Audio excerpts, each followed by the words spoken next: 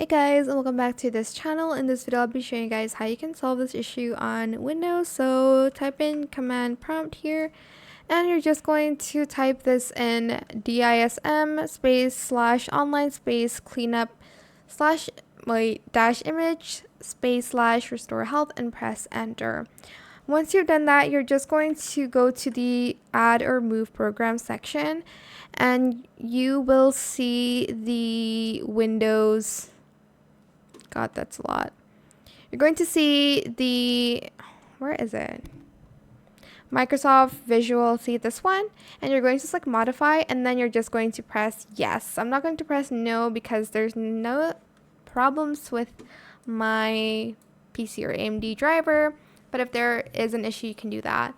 That is it. I hope it was helpful for you guys. Don't forget to like, comment, share, and also subscribe to this channel if you haven't done that already.